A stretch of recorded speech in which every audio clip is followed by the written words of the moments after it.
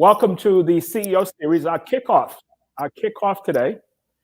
And we have with us Laurie Ruettimann, who is, of all things, she has a background that expands probably 2 pages.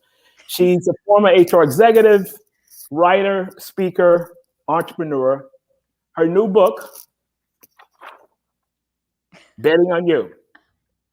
And we're going to have a discussion around that. We're going to have a discussion to try to get some insights as to why did you choose a career book, and what are some key learnings that people should take away from this. So to start us out, first of all, thank you for being a guest, our first guest for the year. Thank you so much. Ron, it's my pleasure. I would do anything you asked. Come on, this is fun for me. So thanks again for asking. Okay, thank you so much. So walk us through the process of writing this book. I'm sure it was probably kicking around over the years and you decided to put pen to paper. Mm-hmm. Walk us through that process. Sure. Well, I primarily identify as a writer. Even when I worked in human resources, I knew that there were other things that I wanted to do, things that I couldn't do in HR. And while I could write memos and blog posts and things for my employer, I felt like I had something to say about the world of work. So when I launched my consulting company, I knew that a book was part of the platform, but still, it took me a very long time to decide what kind of book, because you're right, Ron, I could have written an HR book and I think it would have been fine, but my heart wasn't in it. I wanted to take everything I learned about the world of work, things I wish people would have told me when I worked inside HR, and put it down and see if people would read it. And it turns out they are reading it. I'm really honored. Yeah, as I said, I was in New York the past month, and I saw the write-up in the New York Post. I'm like, whoa, yeah, that's really huge for such a publication to put that out there. So, Betting on You, that's a catchy title. Yeah. I mean, that's marketing, right? Nobody wants to read a book called Ideas from an HR Lady. So we're going to bet on you instead. And it's really all about advocating for yourself and running your life like a business. And that's one of the things I learned from working at real marquee employers like Pfizer and Monsanto and a company that was bought by Unilever. I learned that these businesses were in the business of being there tomorrow, of making money, of being profitable, of having multiple revenue streams. And I just wondered, why don't more people learn that lesson and live their lives like that? Be bold, be confident, take risks. And I think when you go to business school, you learn all of these ideas on how to do that for a company, and it's very difficult to apply it to yourself. But because I've lived this life and I coach people, primarily executive HR leaders, on how to be more bold, how to be courageous, I thought I'm going to take these lessons and teach them. Mm-hmm. Mm-hmm. So what do you see as the major challenges when you talk to workers today? So many of them have been impacted, because of COVID. Confidence level may not be there. How do you have that conversation?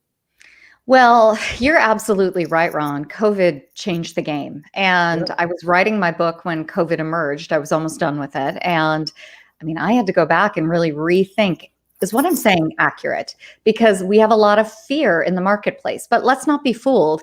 We had a lot of fear before COVID. Maybe we weren't afraid of losing our job because of a pandemic, but we were afraid of politics or nepotism, or here in America, racism. There were a lot of reasons why people were losing work and afraid to bet on themselves. So the lessons in the book apply in multiple environments. In your book, you mentioned career vision, calculate risk, and break that down. Sure. I really believe there are 4 ways that HR professionals can bet on themselves. And I want to say something. When we work in human resources, we forget that we are employees too. Yeah. We forget that we are workers. We sit in this weird space between strategy and operations, between executives and employees. But at the end of the day, unless we're born of generational wealth, we are workers, regardless of our status. And I think that's important to remember. Like, we do this for money, and we're not honest about that. So in my book, I talk about 4 ways that we can bet on ourselves and really do the work we're meant to do aspirationally, but also make money. And that is being a self-leader, being individually accountable for how we show up at work, choosing our attitude, and really making sure that no matter what's happening around us, we are the CEOs of our own lives. Then I write about investing in well-being, physical, emotional, financial. The third is continuous learning, because if we're not learning, we're not growing. And if we're not growing, what's the point? And then the final thing I write about is risk taking, really de-risking some of our activities using old school project management techniques in order to make sure that we succeed more and fail less. So based out of those four that you just mentioned, I tend to see risk taking as an impediment sometimes because people are just afraid. For sure, for sure. I teach a technique that is very old and very, very solid. It's called the pre-mortem. Now, many people know a post-mortem where you make a mistake and you're like, oh my goodness, what happened? And then we write up a document, but nobody ever looks at that document again. So I challenge HR professionals when they're about to do something really important, whether it's a big employee communication or going to the board with information, a new plan.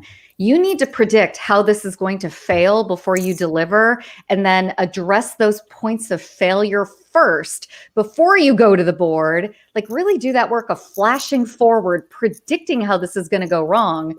And then go to the board with a revised plan that you've done yourself proactively. This is old school project management, but we don't do this in our own lives. We would do this if we were building a bridge. We would say, how is this bridge going to fall apart? But we don't do it when we're trying to, roll out new software. So de-risking your activities, really predicting how it's going to go wrong and putting it in a container, Ron, so that you're not super negative. You're going to fix it before you go to the board. I came across that concept of pre-mortem because I saw a video on YouTube. A gentleman from Google was walking through that, using that process. I mean, we've all used postmortem. And when I really got into it, looking at it, and I said, well, I could use this. For sure. I tend to use that. I have a sample that whenever I do an upskilling project for an HR department, I talk to them through that same concept. So thankfully, you are giving me the kudos to move forward and use that. But Ron, I also think we could use it in our own careers. Think about when we're going to interview for a new job, or we're going to propose a big promotion to our boss. How is that going to go wrong? But rather than have it go wrong in real time, often we know maybe we don't make great eye contact. Maybe we're not good storytellers. Maybe we talk too much, or maybe we don't talk enough. If we can identify these individual glitches, these points of failure before we do the thing, we give ourselves a career advantage, a competitive advantage of over 30% chance of greater success. So I just think, while this is good for the enterprise, it's also good for us, because if we're not growing, if we're not getting promoted, if we're not getting into those key roles, someone else is doing it, and they're not moving the field of HR forward. So when did you arrive at betting on you? At what stage did you say, you know what, I'm going to bet on me, and this is what I'm going to do? Yes. The year, my friend, was like 2007, 2008. And I was working for a company called Pfizer, just a small pharmaceutical company. Not in the news at all. Not at all. 42nd Street? 42nd Street and Lex. Come on, you know it. You know it. So was working, in my big girl suit and trying to be all professional, and was really not fitting in, was really struggling. And I was flying all over the world to lay people off as part of Pfizer's reorganization strategy at the time. We were moving from 110,000 colleagues to 55,000 colleagues. And they sent me in as like the pixie of the apocalypse, because I'm tiny and blonde and I can deliver bad news and everybody thinks it's adorable. So I was doing this job I was perfectly designed to do, and it was wearing on my soul. And I just had this moment in an airport, like so many of us do, where I'm eating junk food for dinner and trying to catch a flight. And I thought, I cannot go on. I can no longer do this. But it didn't mean that I quit my job right away. It meant that I needed to rethink a plan for my life, of learning new skills, of learning how to take risks, doing all the things I lecture other people on doing. I know they work because I've done it myself. And then from there, I thought, well, I should try to teach this and see if I can teach people how to invest in learning. Because we know from Harvard Business School and all the great research that the happiest employees out there, the people who are most engaged in the world, are learning. And this is, Ron, this is the golden age of learning. Now, university and certifications can be expensive, but the University of YouTube is free. The University of Google is free. If there's anything you want to learn, you can learn it. So I've lived this experience to know that if you want it, it's up to you to be that self-leader and go get it. Yeah. You know, it's funny you tell that story, because my learning of betting on me was when I was at Martha Stewart, and it just wasn't fun anymore. Yeah. And I sat down and gave it some thought on a Sunday, sitting in my backyard thinking through. And that I got up, went in my office, wrote a resignation letter, and came in and presented it the next day. And people say, "You got to be crazy. You're doing this. You don't have a job." But I couldn't take it anymore, and I wasn't going to put myself through it. And it was probably the best decision I ever made, you know, as a result. I'm so grateful. Wait, I'm so grateful to hear you tell that story, because more of us need to normalize that moment of just being overwhelmed. We don't talk about that in HR because we are soldiers. We are, you know, crusaders. That's a terrible word to use. We are the people who believe in the organization until we don't. And I wonder, why does it have to get to that point? Because we need you and people like you, Ron, to stay in those jobs and do great work. I mean, I love what you're doing now, but I want people to go to big corporations and small corporations, and even when they're frustrated, really dig deep and move the organization forward. Burnout is such a real thing. And it's just, when we in HR burn out, it's a sign that the whole organization has some looking to do internally. Yeah. But again, that comes back to risk taking. Would you take a risk in doing that without a job? This was 2007, 2008. You know what? I didn't even think it through that far. No pre-mortem. No. I just kind of said, you know what?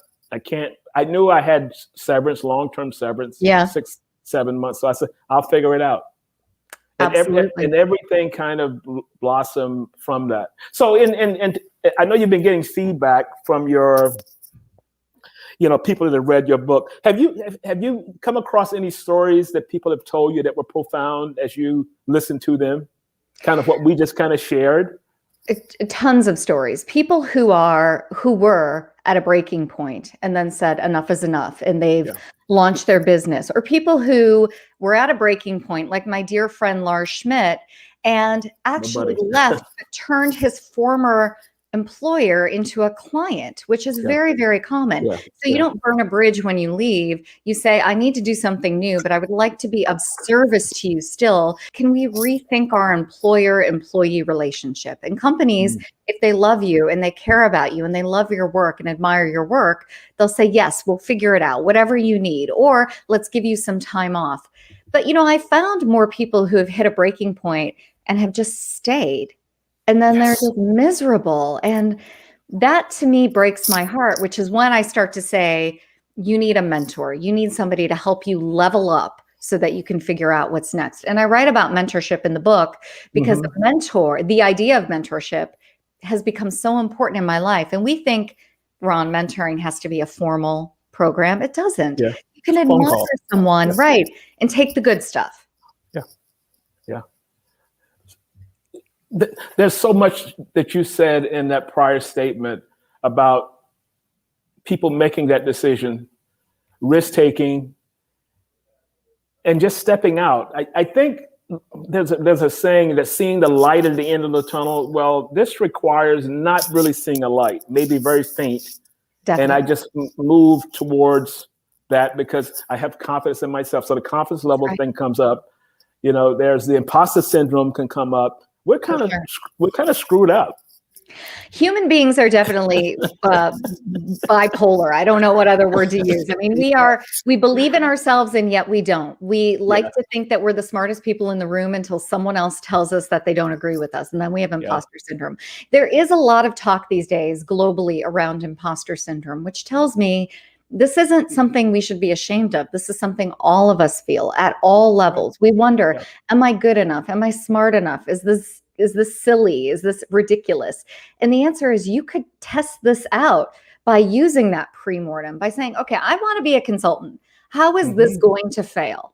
Yeah. Well, I might, my spouse might leave me, my family might be ashamed. And you write all these reasons down that are floating in your head. And then you look at them and you say, is this true? Is the story I'm telling myself accurate? And if this is truly a risk, how do I de-risk it before I leave to make sure my odds of success are better? So you don't have to be like Ron and I, where we're like, forget it, we're out of here. It could be a slow development for you. You can take baby steps. But the key, Ron, is right, to feel it in your heart that you deserve an opportunity to move closer to your purpose and your passion. Yeah. I never forget what one of my colleagues at Martha Stewart told me. She came in and resigned, and she told me that, why would I willingly put myself through this every day? Yeah. And I came to that conclusion last night, and I'm out. And I always tell her that she's based in London now, Deb Dragone, very good dear friend of mine. And I told her, I said, your statement was a guiding factor to me to make my decision. So let's turn it around to the organization. What can organizations do? I know they've got a lot of things on their plate, post-COVID, new world of work, future of work, whatever you want to call it. How can an organization help people as they're struggling? Laura's mentioned in his book about the career coach, of having a coaching model inside of an HR department or whatever it is. How do you see that working? And what does an organization need to put together to say, you know what, if you're struggling, we have help for you here? So, Lars is right. There's a lot of tools and technologies out there that you can implement. You can implement, regular surveys. You could put together a mental health task force and give people private and confidential ways to reach out for help that you don't know anything about. All of those are really important. But I think there's something about an employer swooping in to solve a problem that is fundamentally broken.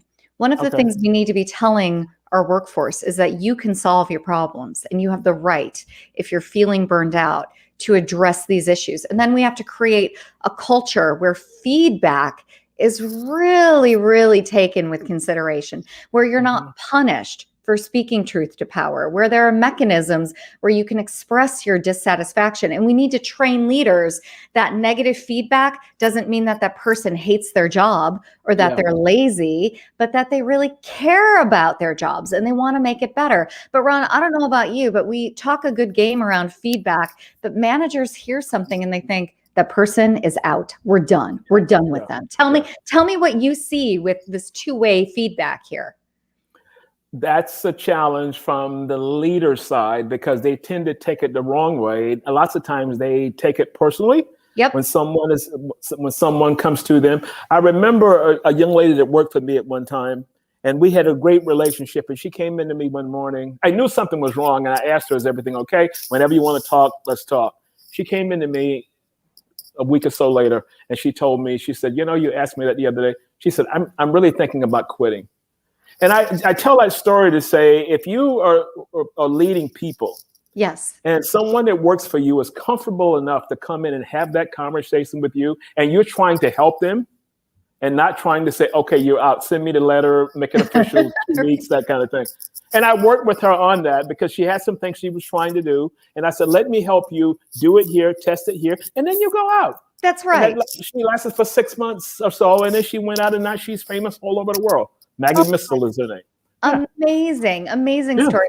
But your ego, it was so good in that story because it wasn't about you. You weren't trying to, prove to her that you were the best boss ever. What you did was you put your employee first, which is what we talk about in human resources. And until we do it in our own department, how could we expect people in marketing and sales and operation to do it as well? We need to live these values. So I like the idea of employer programs. I think there are plenty of things we can do. We can do listening sessions. We can do communication sessions. We can teach people.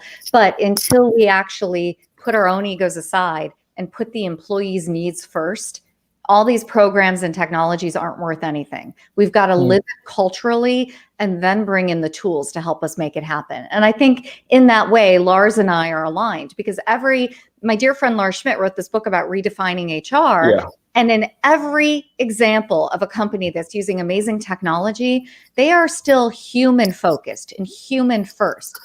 And in many industries, Ron, that's not how it is. It's money first, profit first, productivity first, metrics first, not people first. I don't know. How do you make that jump from your clients of being metrics driven to being people driven? That's almost impossible. Well, Stanley Fink, who's the chairman of BlackRock, wrote an article 3-4 years ago and said people don't get excited about coming in because of your P&L or because you want to be the number one leader in your field. And we have to break it. Now, when he sent this letter out, he sends a letter out every year for investors. And there was a lot of pushback. Oh, no, the shareholder value. But he said, if you get the people thing right, the other thing will come. That's right. That's right. So this employee first model. So here's my challenge is that I look at organizations and I read their website. Says all the great things. Oh, yeah. And then when I do this normally, if I go in and have a discussion with the leader about a potential project, I go back and I look at their website, I read through it, and I make notes. Because what you're telling me, if you were doing all this, this wouldn't be a problem. For sure. There's that disconnect. Oh, I'm sorry to step on you. No, I said there's that disconnect. Well, Ron, aren't we good at lying? I mean, just human beings in general, lying to ourselves, lying to our workforce, lying to our contractors. We promise the moon and the stars and we deliver dirt and, old crops. And so I just wonder at some point when are workers, and this is the point of my book, when are workers going to say enough is enough? We do live in a society globally where people strive to have more, and they should have more.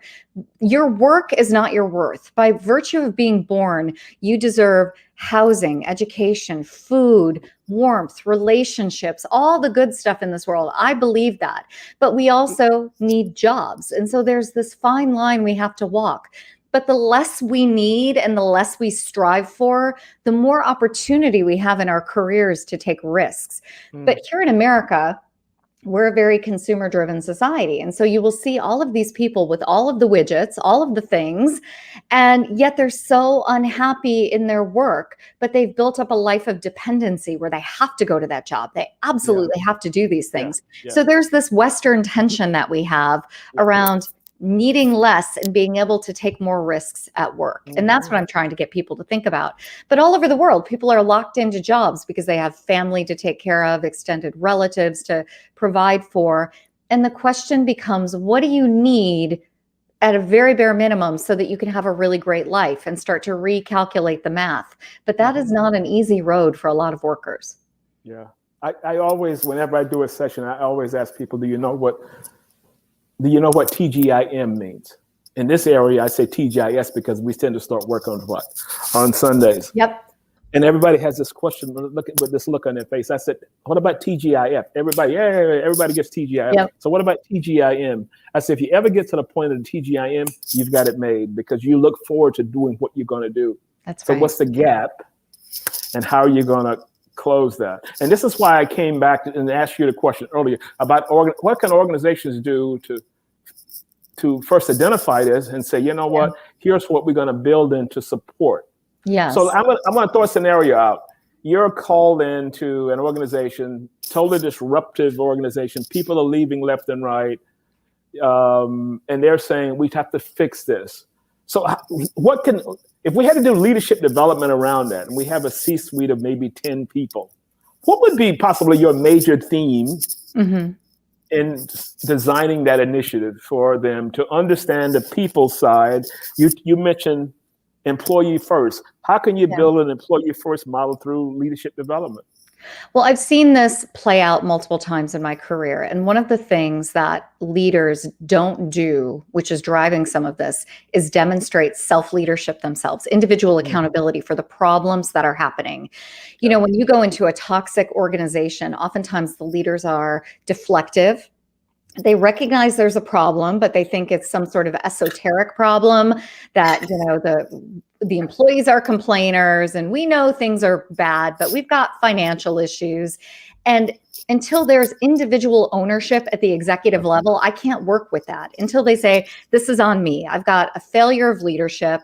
I haven't been transparent. I haven't been honest. We haven't been listening. Until that happens, there's no point in me working with that organization. And that's what I've come to learn in my career. And you know what? I want to take all the money. I want to come in and do like a listening tour and then do some surveys and then talk to employees and have, a meeting of the minds. But it's not going to work until there's individual accountability at the executive level.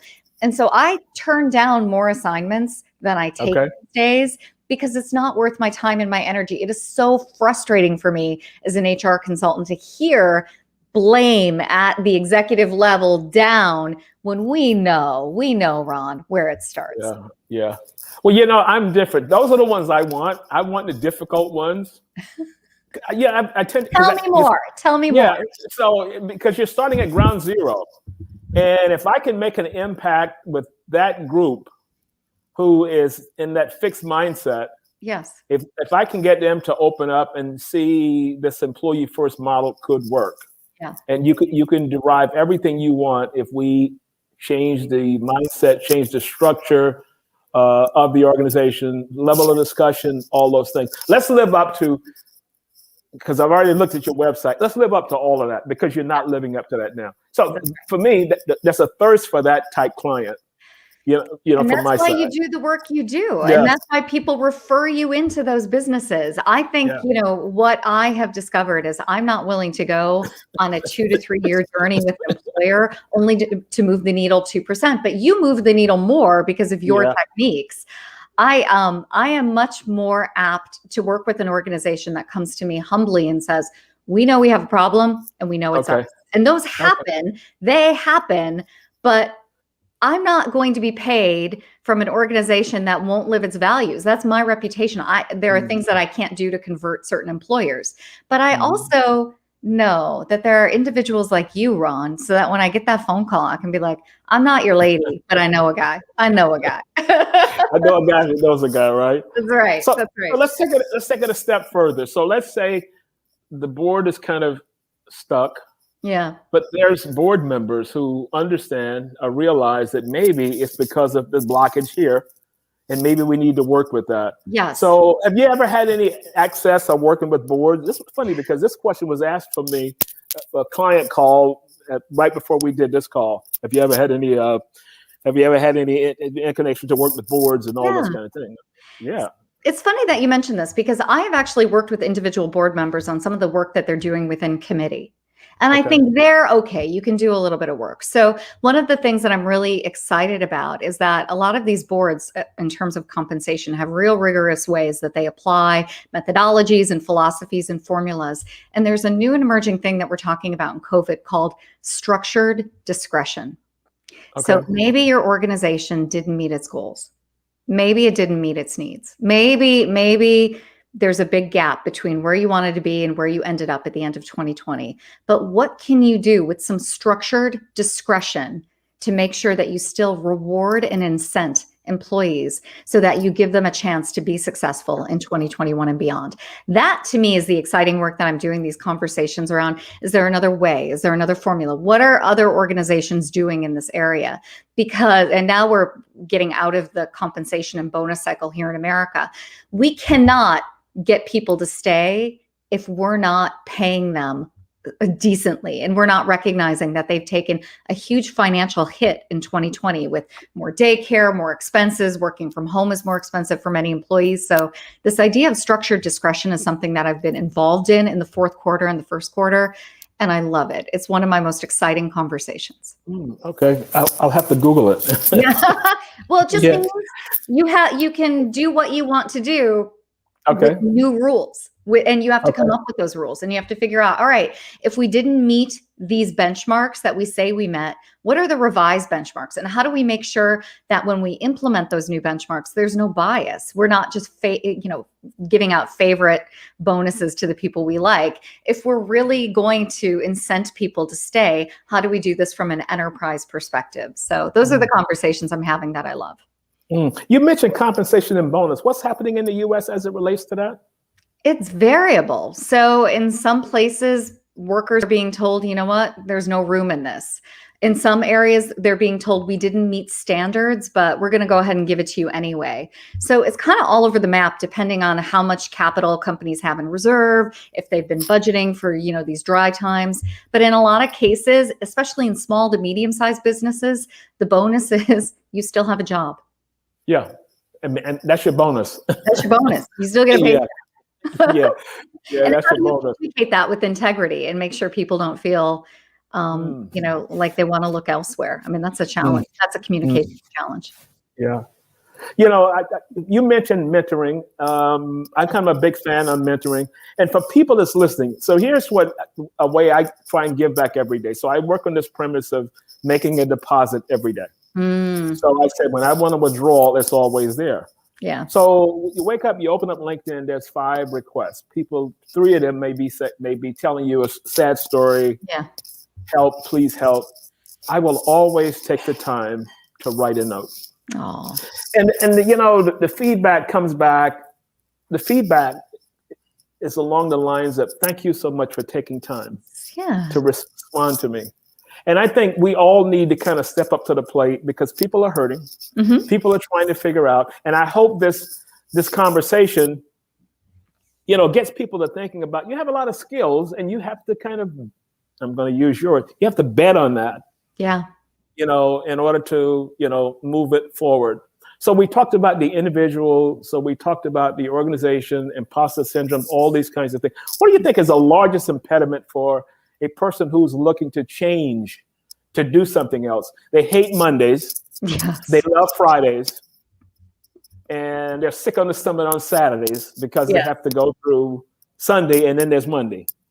Well, whatever the calendar is, people are definitely dreading the beginning of the week. And that is very clear.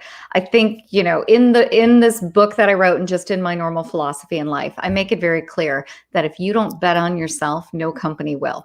If you show up and you just wait for magic to happen, it's never going to happen. Only you can make the magic happen in your life. And that requires you to push past fear. And there are self-help consultants out there, gurus who try to tell you to meditate, to, drink smoothies, to eat your veggies, do whatever it is. And you're going to build this confidence.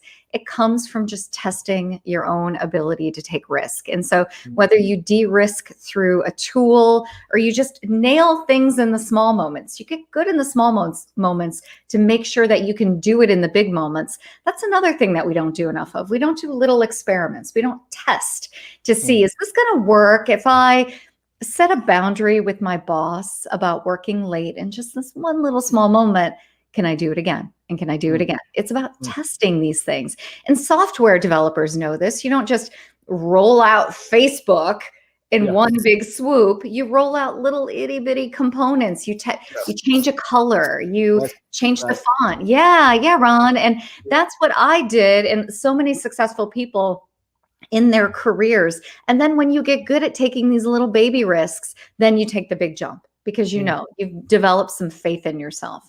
And I just, what I would really want HR professionals to know is that there are lessons around brave people in your workforce all day long. Go be friends with the bravest person you know. Yeah. Ask them their story. Listen. Ask them what mistakes they made.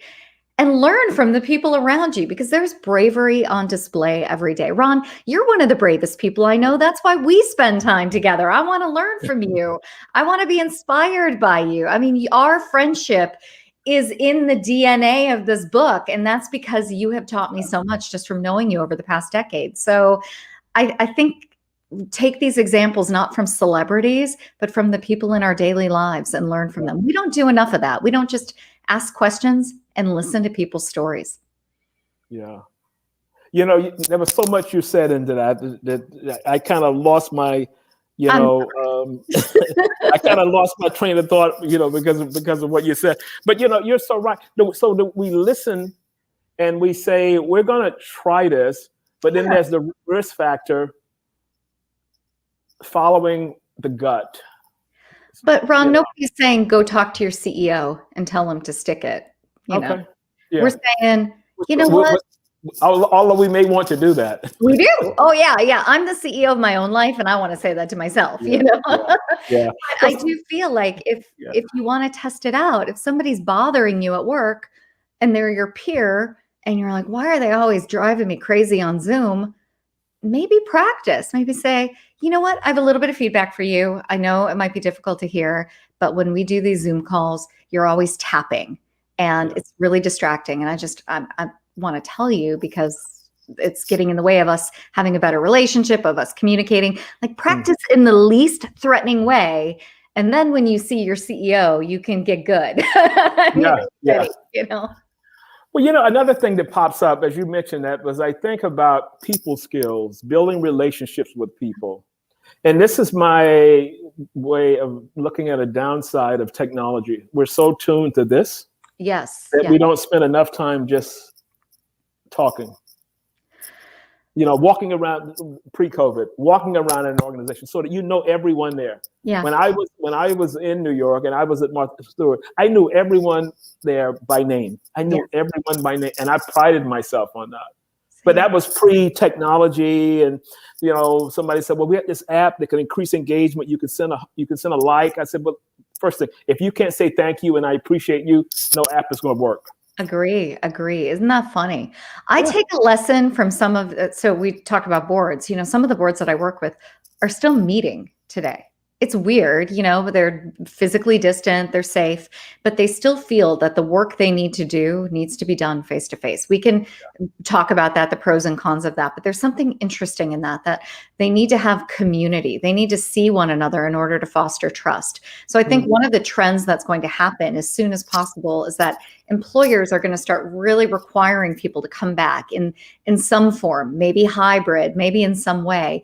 But this idea of community is so important because you're right, Ron. No technology takes the place of a face-to-face thank you. And although Zoom and Skype and Teams can approximate, the face, you have to give twice as much energy to a screen as opposed to real life in order for people to feel it. That's why people are saying, oh my God, I'm so exhausted after these Zoom meetings. That's because in order to communicate empathy and encouragement and liking and happiness, you've got to really smile on a screen in order to communicate it. And it's tiring. So at some point, technology is fine. It bridges the gap temporarily, but we've got to get together in some real way. I mean, I go into these grocery stores and I'm actually grateful for people who are working. So I can say hello, I can make eye contact. How are you today? Yeah. Thank you. Yeah. I definitely miss it. And I feel for HR teams that are trying to exist in the virtual world because you work in human resources, because you believe in people, you believe in them fundamentally, and it just saps the energy when you have to do this via technology. Yeah. I feel the same because I was always kind of a walk around person, walking around the desk, sitting over this section today, this section, but I knew everyone as a result. So one of the things you mentioned about boards still doing work. Yeah. And I look at DNA of a board, DNA of the C-suite. I said, what's the average age of the C-suite? What's the average age of the board? The board has skewed as an average age of an older person, an older executive who've been around a while and have worked in a different dimension. And they're trying to guide an organization, board, through a leadership team. And that leadership could be close to that age. But if I look at the dynamics of their workforce, the workforce, the average age could be 30. Absolutely. So you got 30, maybe 50, maybe 65 and up. That's going to create fissures somewhere along the line. So my thought is, if the C-suite, if the board level tends to skew younger, I think there will be drastic changes inside of a workforce. Your thoughts? I don't disagree, but I think one of the things we've done is we've set the board up, this concept of the board, as a wise panel of elders. Yes. Whether they're wise, we don't know, but they are elderly. So we look to them almost like parental figures, like they're our ancestors, right? Teach us your ways. And it's a weird form of reverse ageism because we definitely don't value older people in our society in a lot of other places, but on a board, they're revered. And I think we're to blame for that we don't see that we have the answers. And we encourage that. We reward it through stock valuations and through investors when the board is full of, frankly, here in America, old white men with white hair. We're like, yes, this means they're in good hands. When some of these men caused some of the financial problems in 2007 and 2008. So it's a real tension there. But I like it when a board will go out and seek the wisdom of experts who are a little bit younger and try to infuse that. I'm optimistic when that happens. When someone calls me at the board level and says, we want to hear your thoughts, or we want to run some things past you, I am encouraged by that, because at least they're looking and they're listening. But this is definitely a challenge, Ron. I don't know, how do you overcome it? Because talent attraction to a board comes through these old ways anyway. They use old pipelines to find other board members. So it's broken that way as well. Yeah, it is. And, so post George Floyd, and they're saying, oh, we're going to do this and we're going to do this. Here's the letter the CEO wrote and all these kinds of things. And then when you look on representation in the company, it's not there. But my thought is this: I always try and do what I call a stakeholder analysis. If I'm dealing with a board, if I'm dealing with a C-suite, I'm kind of get a sense of who's kind of the people person, who wants to do the right thing. And maybe they're overridden by the leader. So I did a project for a major auto dealer here, a major brand, the top brand in the Middle East. I don't want to call it anything, but I'll leave it at that. So the session that we did, I noticed that people took a while to open up. Mm-hmm. Sure. But I noticed the leader was sitting there with his arms folded and he kept looking at his watch. Ooh. So he's sending this signal throughout. Yeah. So when we broke for dinner, a lot of the other executives in the Middle East would come over to me and say, oh, here's what we're doing this cool. Here's what we're doing this cool. But the entire time they're talking to me, they're looking to see where he is. Oh. So that told me a lot right there. Signals are. Because I said, you're talking leadership development. Here's your issue. For sure. Because this person is leading this in a way. He's already said, I'm bored with this. I'm ready to leave. And the younger executives were wanting to do more, wanting to discuss more, but for the entire time they were anchored in his thought process. Yeah, sad, very sad. It is sad, and it's unfortunate, because this person could not only, this leader, the skeptical one, could not only change the culture of his company, that has downstream effects into our own individual lives. We learn from leaders. So how we treat people around us is often infused by how we are treated ourselves. And I just think we don't understand the power to change society up at that upper echelon. If we really taught empathy and compassion, we could change the world. But it's so difficult. Mm-hmm. So I call it cascading. So an organization will say, here's the strategy, break it down. Every department knows what they've got to do, deliverables, da-da-da. Well, it's the same way with this mindset. Yeah. If that mindset is locked and frozen, you're cascading that down to whether you know it or not. It's really well said. Yeah, so I always kind of look for the leader who has an ear. Mm-hmm. And I'll talk to them offline, and maybe I'll let them carry it forward in the next meeting. That's right. To try and tamp down some of the resistance. I mean, we all have our. Go ahead. I love the strategy, and I love this idea of the waterfall approach. I mean, it's really smart, and you're absolutely right. If you can influence in small ways, it's better for it to come internally than for it to come from a consultant sometimes. So, but this is definitely a challenge that operates on the psychological level, Ron. And I think people don't appreciate that about HR consultants. We truly are psychologists. Yeah. Well, you know what? Behavior. Yeah. Yeah. I call it organizational doctor. I look for symptoms. I don't really brand it in the HR space, because that has negative connotations. And I always try and look at it from the organizational doctor. Yes. What are the symptoms? What are the symptoms? What can we do about it to try and heal it? Smart. Yeah, we're always trying to figure out what will work, what didn't work, and what can we do better to do that. It's a hustle, isn't it? I mean, it really is. We're trying to get ahead of human behavior. And it's definitely a challenge. Yeah. So in closing, what would be a major takeaway from your book for people that are listening?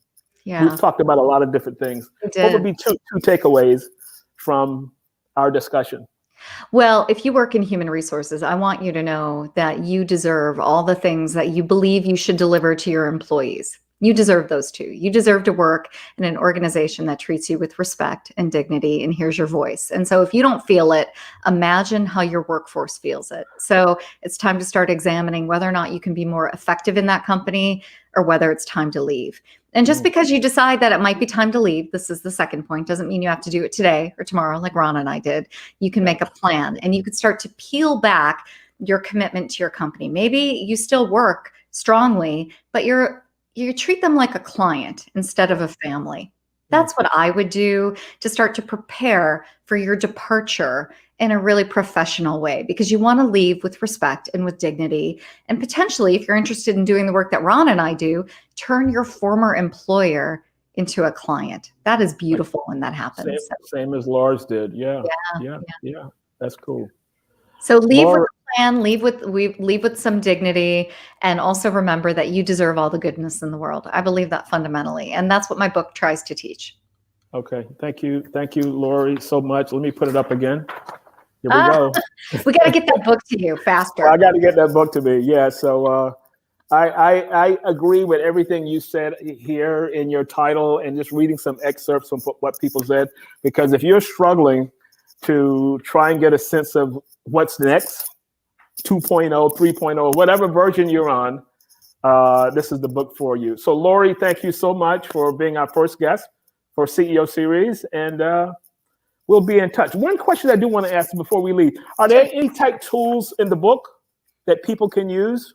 Yes, I do. I teach the pre-mortem in a formal way. I also teach an exercise on if you're going to leave within 6 months, what does that look like? But more importantly, if everybody goes to my website, bettingonyobook.com, there are free tools and resources there. There's some videos that might be helpful to really understand what does it mean to set a boundary and how do I do that. I've got that all on my website. So lots of good stuff there, free for you. And if you buy my book and you don't like it, I don't offer a money back guarantee, but if I like you, maybe I'll make it right. But I believe in my book so much that you're not going to need that money back guarantee. Yeah. Okay. Laurie, thank you so much. Thanks you for being a guest, and we'll be in touch. Thank you. Take care. Okay.